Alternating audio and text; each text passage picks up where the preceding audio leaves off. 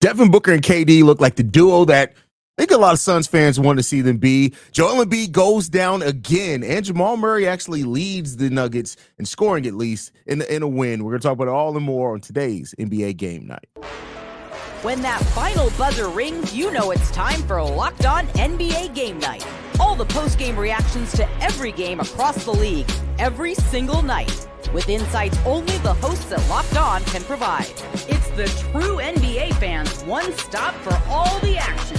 Every game, every night. It's Locked On NBA Game Night. Tipping off now.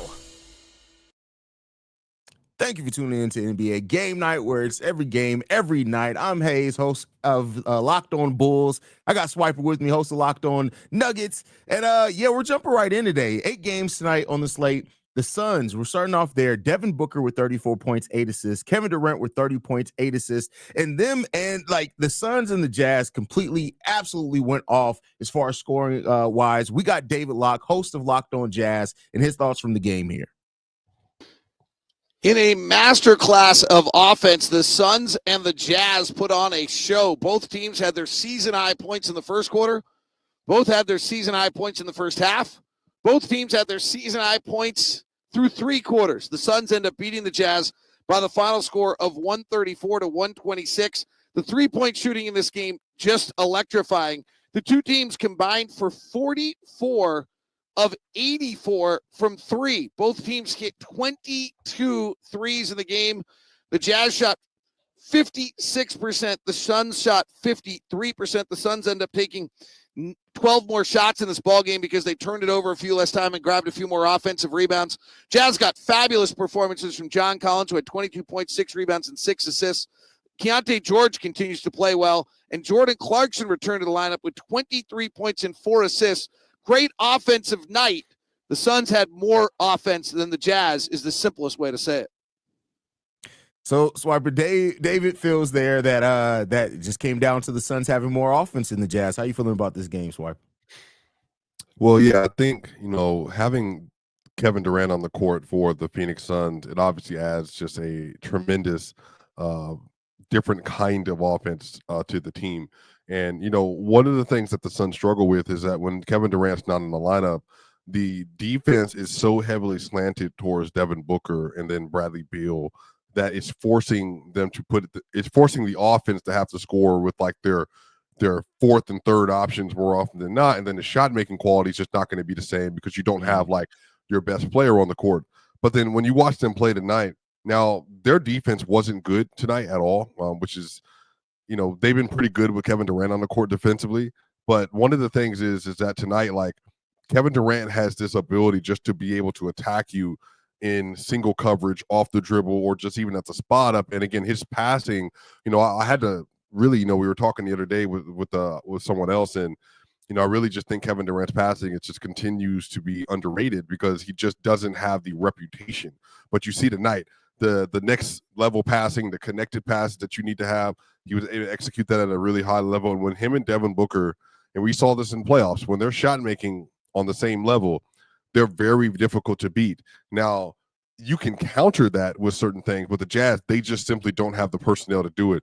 But again, it was a good name from John Collins. And Keontae George, I think that this is a year for Keontae where I think he's being allowed to explore his game. He's gotten used to what the NBA is supposed to be. He's obviously not a veteran yet at all, but I do like the way he's maturing and the process in which he's playing, the speed in which he's playing with.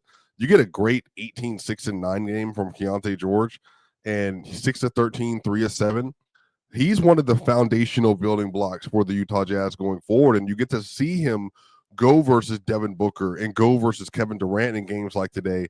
So it's just really, really solid development you're getting from him as a shot maker, as a decision maker. But also shout out Tyus Jones, had 19 points and 11 assists today. 6 of 9, and then 5 of 7 from the 3-point line. He was a plus 12, which is the best among the starters. And again, Tyus Jones doesn't give you a lot offensively, but what you do get is high-level passing. You get good shot making from the point guard position as well. And y'all, don't sleep. If you didn't watch this game, the Phoenix Suns were in a dogfight. They were down, I want to say 7 points at one point in the second quarter. But then they were just able just to continue to build, and they had some really, really good shot making from Kevin Durant and Devin Booker down the stretch. Once Kevin Durant gets to that little nail, and he puts you in a back down position, it's just fake over the top of the right shoulder, and there's a bucket. And they did that repeatedly down the stretch, and really just good minutes for the overall team, man. So shout out to them. Grayson Allen also gets some good minutes off the bench as well. Yeah, the Tyus Jones piece is the piece that I want to, because everybody's going to talk about Devin Booker and Kevin Durant, and deservingly so. But I think Tyus Jones has been so important to that team for his ability to just run that point guard position, which is something that they were missing last year. And Tyus Jones just doesn't really turn the ball over. He makes smart decisions. Like I said, he doesn't always score a lot, but he can make shots when needed. But it's more so how he runs that offense and how he just has them running efficiently. And as long as Kevin Durant and Devin Booker are able to play at the level that they have been able to as a duo, I tell you what, this Suns team is good. It's really good. I think they're still missing a couple of things. We'll see what happens there. But I really like the addition of Tyus Jones to the team. When they signed him, I thought it was perfect for what they needed, and he's really brought a lot. Like, I mean, when you look at the stats, it's basically the same. Tyus Jones is a very consistent player, but this Suns team really needed what Tyus Jones brings to the table. Yeah, I don't know how it's going to happen, and I don't know if they can do it, but I think the Bradley Beal, Jimmy Butler trade has kind of been on the table for what they're wanting to do. And like you look at tonight, yeah, they're just Ryan Dunn. I think it's going to be a really good player for them, but you're missing like another like elite level scorer at certain times, good playmaking wing, but a tenacious defending wing who knows how to guard 1 through 4, who just understands positional defense really well. And they really need that. And I think, no Bradley tonight, so they had to like kind of shift their offense and stuff around. But the Suns, their ceiling is still very high. But again, amongst all the teams, their floor is just going to be lower than some of your upper echelon teams, just because they just have certain ways that they cannot seem to beat you yet. And in particular, creating contact at the rim, playing to physicality. Use of Nurkic is extremely limited. And, tonight, it wasn't like a horrible game for Nurkic. He had 12 and 7. He was 6 of 7 from the field, was able to finish. But defensively, he just presents a lot of issues for them, and they just don't have the personnel, I think, to cover for him consistently. But overall, there's 12 and 2 with Kevin Durant, and Kevin Durant's proven to be one of the most influential and important, impactful players in the NBA this year. And I think he's going to make a push, depending on how many games he plays. He's going to make a push for first team All-NBA this year. That's how good he's been when he's been out there. 100% agree with you on that one. Let's move into the next game. Joel Embiid goes down again, and we're talking about this way too often in the game against the Pacers. Unfortunately, the Pacers do pull out the win here, 121-107. Tyrese Halliburton has a great night, 32 points. Like, Tyrese Halliburton's seasons have been more down than up, but he's had some really good performances lately. He had a big one against the Bulls, and I think he had another bad one against the Hornets and a good one tonight. But of course, the story that everybody's going to talk about outside of just this win, which was a balanced win for the Pacers, Joel Embiid just can't stay healthy. Now a sinus thing that's going on with him. How are you feeling about this one? Yeah, it obviously, number one, it sucks for Joe. You just don't wish that kind of reality on a player, and especially when they have fought so hard to get back into the lineup. And Joel can't. Some of this stuff, like tonight, you just can't like fully control. The report from Shams is that Joel Embiid suffered a sinus fracture in tonight's game versus Indiana. He's going to be further evaluated this weekend. So we look like we're going to miss more time from Joel Embiid, which is very unfortunate. And tonight, he started the game off really well. He had 12 points, 4 rebounds, and 5 assists. He was 4-9 from the field, 1 or 2 from 3. He was 3 or 4 from the free throw line. The defense was getting obliterated, but that wasn't necessarily his fault. But again, just a random play from Benny Mathurin, and it just gets hit in the face the wrong way, and everything goes south. And again, Tyrese Maxey and Paul George were on the court today. So this is another opportunity to see your big three versus a last year's Eastern Conference final team. And then tonight, they just aren't able to put it together, obviously, and get secured a win after Joe went down. But again, shout out to the Pacers. They've been a disappointment this year relative to how they finished their year last year. And so it was really important for them to be able to get the win with no Embiid in the lineup. Yep, 23 from Pascal Siakam, 32, like as I mentioned before, from Tyrese Halliburton. Obi Toppin with 20 points off the bench as well for this Pacers team. And they get a very good team win, shooting over 51% from the field as a team in this game. And so shout out to the Pacers for getting that win there. But next up, we're going to be talking about Swipa's team, the Denver Nuggets, man. But first, we got to get to a message from Robin Hood.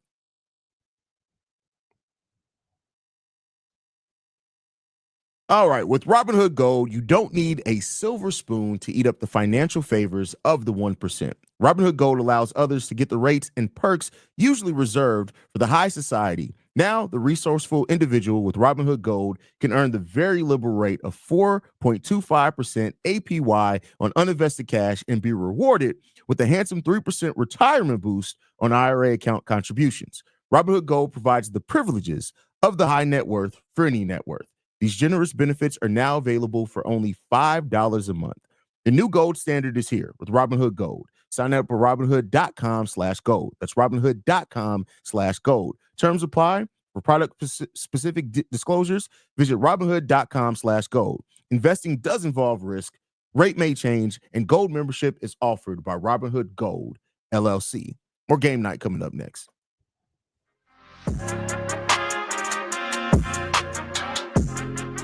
All right, and something I didn't think that we would talk about, and I want to start this one off. I know Jamal Murray led the team in scoring today, but Nikola Jokic, man, if somebody would have told you, Swipe, and I know this is your team, that the Nuggets would have been able to win a game, which Nikola Jokic does not have double-digit points, doesn't have double-digit rebounds, and has more turnovers than assists, would you believe that the Nuggets could have pulled out that game?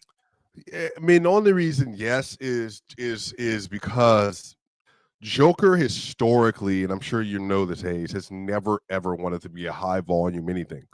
That's just not the way he operates, naturally. So, I think today was more so, because again, people 2 years ago, Haize, there were games where Joker, I think versus the Portland Trailblazers, he had I want to say it was 6 points, 15 assists and 10 rebounds. He had a game versus the Bucks 3 years ago where he had 18, 10, and 5 or whatever, at the third quarter in a blowout. Last year, he had a 4.16 assist game versus the Pistons. So this is kind of like the MO. If the Nuggets are playing well, Jokic is like, cool. Here. Everybody eat, do your job, do your thing. But Haize, I want to give a real shout out. We haven't started off a segment about the Nuggets with Jamal Murray, but Jamal Murray deserves a shout out. And it wasn't even just the offense. His defense was spectacular today. And again, I always try to give players due when they do things that even if they're not known for them, they do them at a high level. He was after James Harden tonight. He was after Norman Powell tonight. He made it a point that he was going to come off the screens aggressively, that he was going to guard on ball aggressively, and that he was going to do everything he can to get his hands in the cookie jar. And again, Haize, 5 stocks for Jamal, 4 steals, and a block for Jamal Murray. But y'all, Russell Westbrook was incredible, man. His defense has been tenacious. He is probably not going to get, because of reputation, which is why winning all defense is more about reputation than anything else. And any other award there is. He's not going to get the just due, but if he maintains what he's doing right now for the whole season, he's going to deserve at least mention, because that's how ridiculous he has been. He's stonewalled at the level. He would stonewall off ball. And again, Haize, you know this. When a team comes out of timeout, they have a play driven up. This is what we're going to run.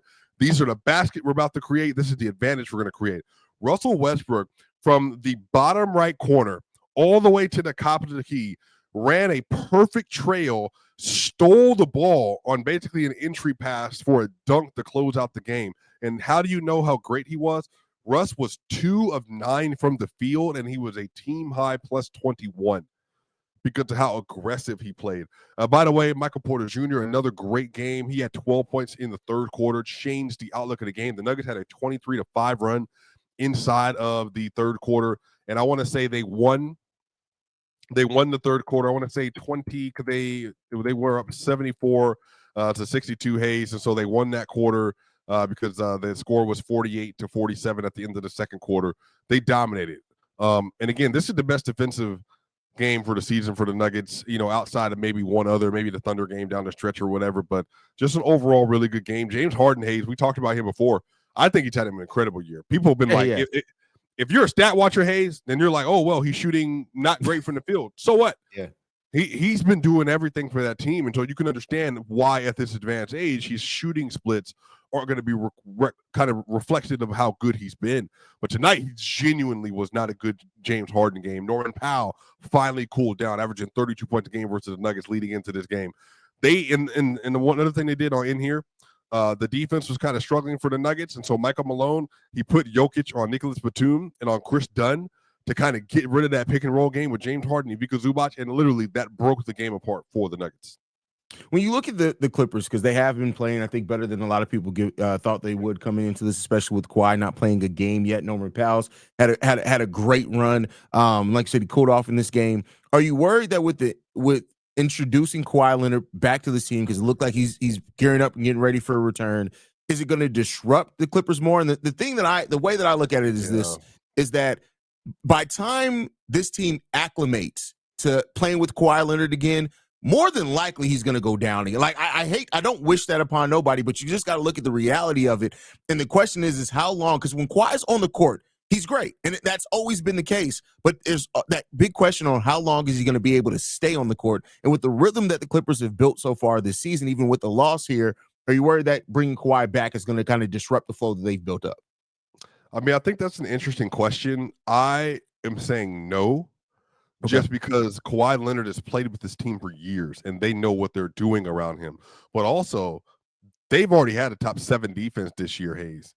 Just imagine that instead of James Harden, Chris Dunn, and Derrick Jones Jr., now it's James Harden, Chris Dunn, Kawhi Leonard, Derrick Jones Jr., and Ivica Zubac. They're going to be a nightmare to deal with defensively. Yep.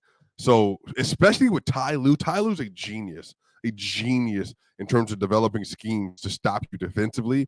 I actually think they're going to cook. But again, Haize, let me ask you this. Let's say Kawhi Leonard comes back, he's 90%, he gets to around 100%. Let's say he plays 45 games this year.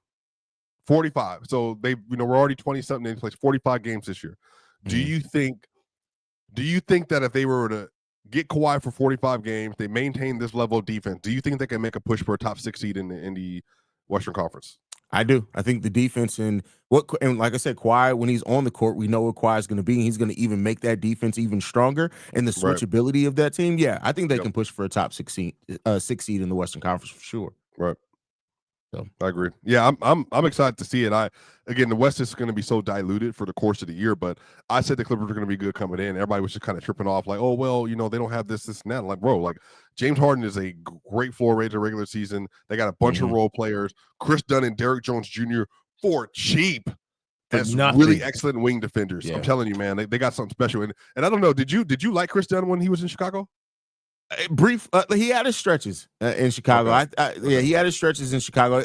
Chris Dunn had a stretch once in Chicago where it was 12 games. He had 12 games of scoring. Like, he averaged like 16 and 8 over those games, and that was a period of time where I was like, oh yeah, he's the point guard of the future. And then I remember on a dunk, he fell and hit his face and broke it, and it was never the same after that for the Bulls. So. Yeah. It's unfortunate. Next game, the Cavs, man, they defeat the Wizards 115-105. We do got the host of Locked On Cavs here that we're going to hear from right quick. I'm here at Rocket Mortgage Fieldhouse after the Cavs beat the Washington Wizards 115-105. Let's talk for 94 feet about this game. This was the worst shooting performance of the season so far for the Cavs. They did not hit a lot of shots. They created a lot of open shots. I actually thought their offensive process was pretty strong tonight. They just missed shots. That happens in the NBA, but they found a way to win because they played strong enough defense that it didn't matter they played poorly offensively. Holding Washington to 105 points was something they needed to do to find a way to win this game. And after talking about how they wanted to work on defense over the past several days during this little 4-day layoff they had, thought it was really important that they came out and actually played good defense on Friday night. Now, Evan Mobley didn't play. That made things a little bit more difficult offensively, certainly. Darius Garland, Donovan Mitchell, Jarrett Allen all scored more than 20 points. I thought Isaac Okoro was really good on both ends of the floor in this one as well. And this is a sign of a great team, that they're able to have one of their worst nights of offense and still find a way to win a game. Even if it's against a bad team in the Washington Wizards, winning games in the NBA is hard, and doing it on a really bad night offensively is a great sign. Now the Cavs take on the Brooklyn Nets Monday in Brooklyn. I will talk to you after that one. Little glaze there. I mean, this is a win over the Wizards, but the Cavs did have a terrible shooting night today. 38% from the field, 27% from three, 66% from free throw line as well in this game. Nobody scores 20 points, but the Cavs still pull out a win. And these are important wins in the case that just figure out ways to win games. But, I mean, it is over the Wizards. How you feeling about this game for the Cavs? You could always be the Nuggets. So that's just don't be that team. It's that simple. Yeah. They got to win. They took care of business. Everybody's healthy. Go home, celebrate the win. I want to give a shout out to Bilal Coulibaly.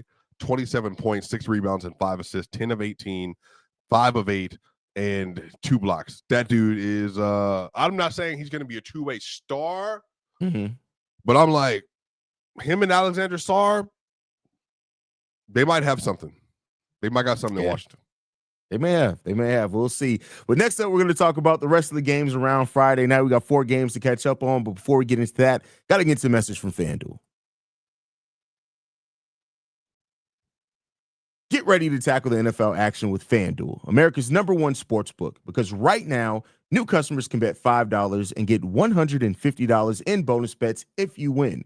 The FanDuel Sportsbook app gives you everything you need to place live bets on the NFL all in one place. So when you get a hunch in the middle of a game, you can check out the latest stats, view live play-by-play, and so much more on the same page where you place your bets. And that is the leg up that FanDuel is giving you that not a lot of other sportsbook gives you. You get all the information to make an informed bet on the same exact page where you can place your bet. It just streamlines the whole process for you. Plus, just join FanDuel.com. Visit FanDuel.com today to join today. You get started with $150 in bonus bets if you win your first $5 bet. That's FanDuel.com. Never waste a hunch and make every moment more with FanDuel, official sportsbook partner of the NFL. Game night coming up next. All right, Swiper, man. We're going to start this one off with my team. I'm going to be selfish here. The Chicago Bulls get a win, 109-95 over the Charlotte Hornets. This was another game where both teams shot absolutely horrible. And, you know, with the Bulls, they don't always take care of the games that it looks like on their schedule they should be able to take care of. There was no LaMelo Ball in this game. Even with the Bulls missing Nikola Vucevic, it was good to see them be able to get a win. They led throughout the entirety of this game, and we just haven't been able to say that a lot for the Bulls. So they don't really have a good outlook overall as far as like the team and their play-in hopes. But hey, Swiper, me and you've been talking both on air and off air about Ayo Dosunmu. In the last 5 games, Ayo has completely woken up. It's been in that starting lineup. Go ahead, Swipe. Go ahead, read it off. No, I mean, Ayo's game, 19 points, 8 for 12 from the field. I think he was the only one above 50% for the Bulls today. 5 assists, 1 steal, 1 block. He had a really good game today. Yeah, great game. What happened to Zach today? What was off? He's been, what happened? Did you just flow the game today, you felt like?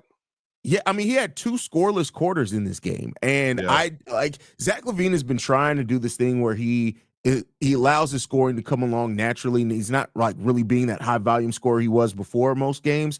But he tried to, like in the third quarter in this game, he was trying to go and he just couldn't. I don't know what it is. Zach's kind of the last like 3 games have kind of been not the most efficient games for Zach. Well, look, you know, the Bulls have a very interesting team, and they're going to be in the play-in again probably this year, which is, you know, whatever it is, what it is. So will the Hawks. But I do like some of the groundwork that they are laying. I think Ayo is an incredible player. I think Josh Giddey has a really strong skill set to him. I think Zach LaVine's good. I think Kobe White is a dog. And again, Jalen Smith, like they're finding players to continue to insert into the lineup. How do you feel like your rookie class has performed? Like, and how did you feel like how the game performed today? Modest has had, like Bucelis, he's had really good games prior to this one. Like he shot the ball terribly today, Right. but he still made impact. He still had 3 blocks in this game. I think he led the team in blocks. Like so, he still finds a way to impact the game, and that's a key for Modest Bucelis right now. So always find a way to impact the game. And the Bulls' young players are starting to come around. Like they have these stretches. Even Julian Phillips, 8 points in this game and not a lot of shots, but I feel like Billy hasn't kind of all the way let them off the leash yet. He's still kind of letting them out there, and then the moment they kind of mess up on something, it's like, okay, let's go with one of the vets. And it's because this team is still trying to win basketball games at a time where they probably should just let the young players learn on the fly, so we can also keep that pick. So if you had to pick the down the stretch of a game like today, and you said like your best 5 players for the Bulls, everybody's available, what lineup makes the most sense to close out like a game you want to win? Kobe, Ayo, Levine, and even though they don't do it, I would put Jalen Smith and Nikola Vucevic out there. Jalen Smith next to Vooch? Why? Because over spacing. Pat. Yeah, because of the spacing and weak side defense. Like Pat, if I know that Pat is going to lock in defensively, I would pick Pat. But Pat he's had really good games defensively and really bad, like games where he just falls asleep. But if it's down the stretch, the Bulls need, because we're a terrible defensive team regardless. We need that shooting, and Jalen's shooting has been a lot more consistent than Patrick Williams. So you even think no Lonzo, no Giddey? No Giddey in close games. No, Giddey's still basically unplayable down the stretch of close games because defensively that he just gets exposed. Lonzo is getting there. He's actually, I think, the Bulls' best plus-minus player. The thing with Lonzo though is that the shot is still coming and going for him, whereas I think Ayo brings enough of what Lonzo does defensively, and he's been a better shooter so far. Okay, yeah, I mean we'll see. The Bulls, just like I said, they're stacked at 2 spots. They have 6 players for 2 spots. And so, but their wings they don't have enough like wings that are big that can really contend as you're trying to like figure stuff. Now, I think Matas, that's what he wants to be in the future. That's what you want him to develop into the future. I think the idea of the Bulls was like, all right, well, we got Josh Giddey. We have 2 rookies that we picked up, but especially obviously our high pick this year. We got Patrick Williams. We should have like some wings on the roster in the future. We got a guard in Kobe White in the future. Maybe Ayo is included in that off the bench or something. And then you got Vooch. Like the idea, I think, of the team is there. So I think Arturas has a vision for it, but there's still a logjam that I think needs to be fixed for the team to kind of be slotted how it's supposed to look. Yeah, that's a fact. And we'll see if he starts breaking that up maybe at this year's trade deadline. The Spurs Blazers, very interesting game down the stretch of this one. Man, the fourth quarter of this game really tells the story of this game because the Portland Trailblazers looked like they had this game won. And then in the fourth quarter, the Spurs outscored them 38-28 in the fourth quarter of this game to come back and win this game by 2 points. But this was a game that initially looking at the schedule, I'm like, it is what it is. But this game ended up being a very fun game, especially in the fourth quarter of this game. Boy. Wemby, listen, I love games where Wemby it actually looks generational and has a huge impact for the team, and he did that today. 8 of 19, 28 points. He led the team in scoring, but we also got to talk about Julian Champagne at some point. We got to talk about how the Spurs keep finding guys that just end up being contributors that you just would never expect to be talking about him in the amount that we do. And he's playing really good for the Spurs team too. Yeah, Champagne's good. Chris Paul gets ejected in the first quarter. Yapping, crazy. 2 technicals back to back basically. Harrison Barnes, a good veteran for them, but he was a -11. Jeremy Sohan, Baylor Bear, elite defender. I think he fits really well with that team. Everybody was talking bad about him because he was playing point guard and just couldn't figure some of that stuff out. Whatever. Like he's a really good player. Victor Wembanyama. Now, again, I want to say this. I did predict before the year started that by the time we get to the end of the year, Victor Wembanyama is going to be a top 10 player in the league. And he started the year off slow, and people are like, you might have been a little gassing it. Okay, but look at the last 15 games for Victor Wembanyama. He has been unbelievable. You get 28, 7, and 7 from him. Headsy, tween, headsy, pull up, get to the rim, try to get a lay. Like, he's incredible. Like, and again, even the fact that just the last possession for everybody that didn't see the game. Jeremy Grant had a really good game today. He had 32, 4 and 2, 12 and 19. He was excellent. Anthony Simons at 33 and 7, 8 of 15, 11 from the free throw line. He was incredible. Jeremy Grant's a pretty good defender, but Jeremy gets isolated on Victor Wembanyama. The game is tied with 2 seconds left, basically. Victor, because he's already kind of figuring his body out, which is frightening, gets Jeremy to take the bait, leave his feet, and then gets the foul and makes both foul shots to close the game out. So you got a big that can score from 3 levels, that can initiate the offense, and then on the other end be the DPOY already in year 2. Yeah. Crazy. It's a cheat code. That's what it is. Shout out Danny Abiyah, by the way, off the bench. He had 19, 5 and 4, 7 of 11, man. That's a player. I don't know if somebody trades for him. That's a player. That's a fact. That's a fact. Wolves Lakers. We do have the Kamenetsky brothers here. Wait, no, we don't. I had the clip, but I lost the clip. So there it goes out because that's not the right clip in there. I can pull it up. No, that's not the right one. I don't know what happened to. Hold on, let me see. Give me 1 second. Can I still bring it up? Yeah, I don't know what happened to. I downloaded it.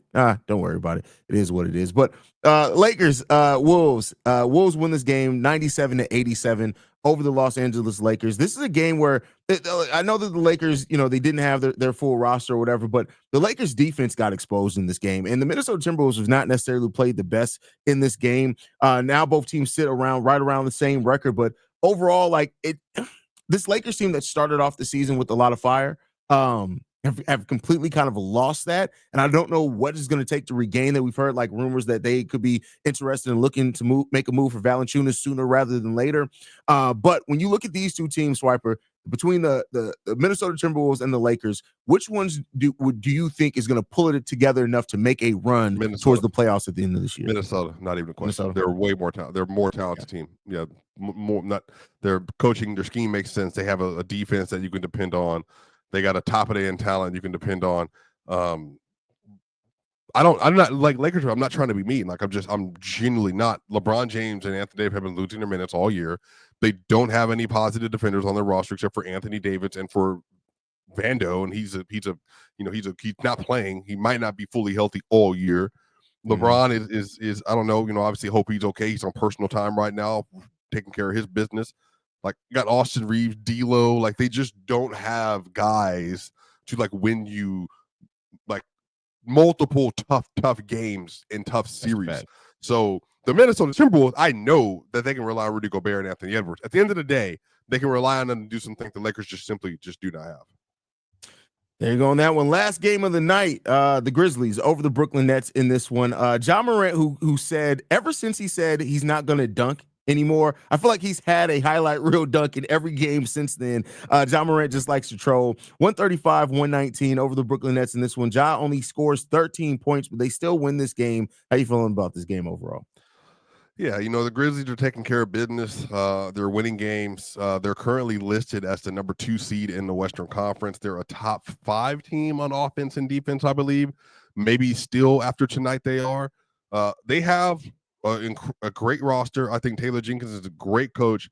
They executed really well today. Their defense wasn't spectacular, but their offense was all over the place. They had 3 players in their starting lineup that had 20-plus points, and they had 4 players total tonight that had over 20 points, and they had 6 players with over 10 points tonight, minimum 12. So diversified scoring. They have different ways they can attack you. Aldama off the bench is a very good player who has gotten loads better over the last 2 years. Jaren Jackson Jr., Bane, Clark, Morant, and then Marcus Smart. They have players and guys that, again, in a regular season setting especially, they can make it hard for anybody to beat them on a night-to-night basis. So shout out to them, man. I'm really impressed with what they've been doing so far this year. Yeah, 28 points from Ja Morant, 20 points from Aldama, 21 from Desmond Bane, 20 points from Jaren Jackson Jr. Oh, and by the way, at some point this season, they're going to get G.G. Jackson back as well. And if he looks anything like he did last year, that's just going to solidify that bench even more. Yeah, LaRavia, Smart, Aldama, G.G. Jackson, Scottie Pippen Jr., Jay Huff. Yeah, they have 11 guys that they can play. And Zach Edey. And Zach Edey, yeah, that's Mm-hmm. it's going to be interesting to watch how the Memphis Grizzlies continue to go through the season. Well, Swiper, before we get out of here, man, any last thoughts or anything before we get out? Nah, shout out to y'all, man. The NBA's in full swing. A lot of great basketball happening right now. That's a fact. That's fine. A lot of great basketball. We got the semifinals coming up for the NBA Cup, and the finals after that. That should be exciting. The NBA Cup games have been really exciting. But we want to thank you guys for tuning in. Make sure you guys are following at Locked On NBA. You can check out Swiper over at Locked On Nuggets. You can check me out over at Locked On Bulls. And we'll be back next Friday night. Peace, y'all.